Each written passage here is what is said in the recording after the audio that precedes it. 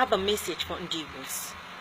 Since our elders or our parents have decided not to say anything, maybe they are tired, we the youth have to start speaking up. And if you think you've gotten it all, you can provide electricity for yourself, you can provide water, you can drive the best of cars, fly on the best of aircraft, there is no problem.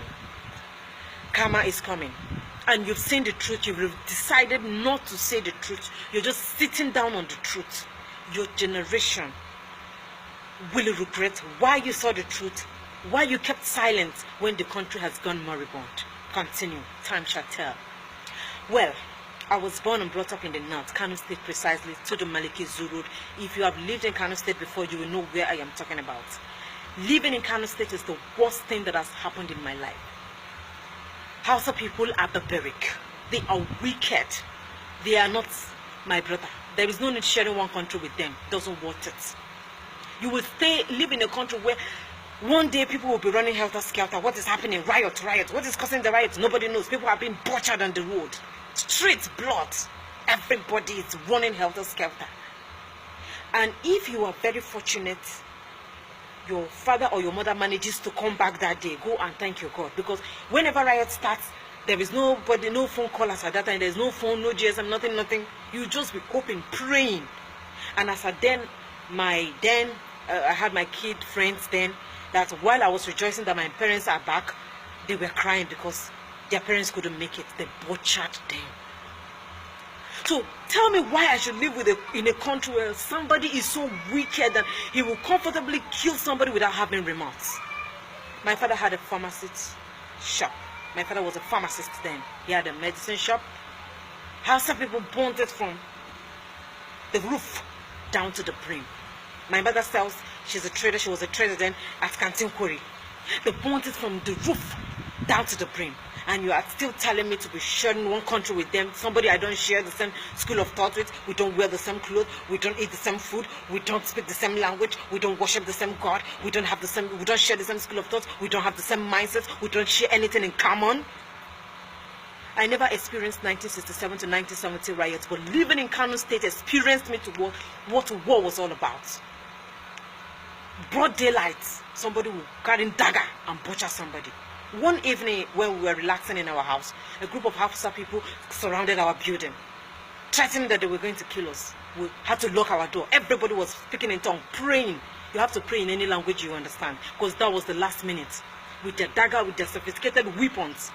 All thanks to one Allah Suleiman. I cannot continue this video if I don't acknowledge him. He's a Hausa man too. Allah Suleiman, he said he was sleeping. Somebody tapped him, wake up, go and rescue some people. That was how he managed to come out. She started shooting in the air. The Hausa people, they had to run away. If not, the story could have ended. Tell me why I would stay with somebody that doesn't love me. They don't like me and you're forcing me to stay with them.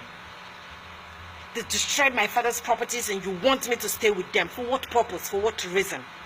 I can never be called one. I hate them. I despise them with passion. That is the truth. Let's keep hating.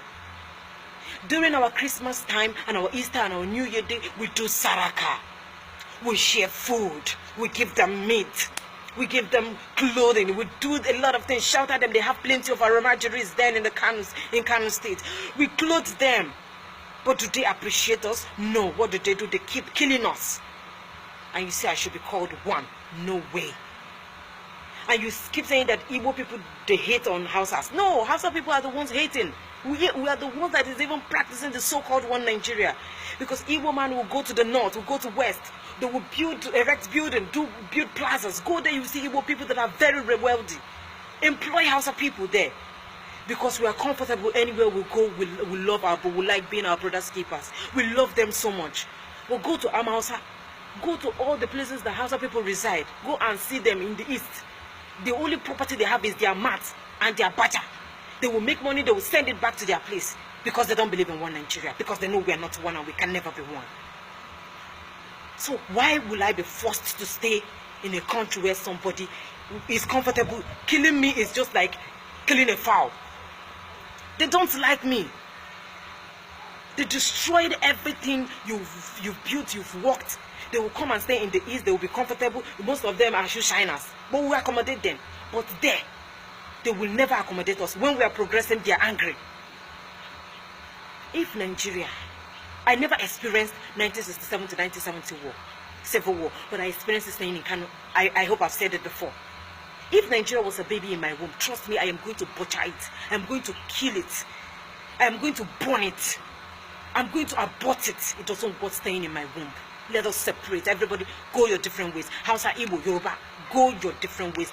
We are not supposed to be one, even though Yorubas are not threats to us. But Hausa, Obinda no hanazo, Obihano hanazo, wicked people. They are not your friends. That is my opinion. And I keep asking this question. I hope we still have our fundamental right in Nigeria. If yes, then everybody should be allowed to go. That's my candid. Well, that's it.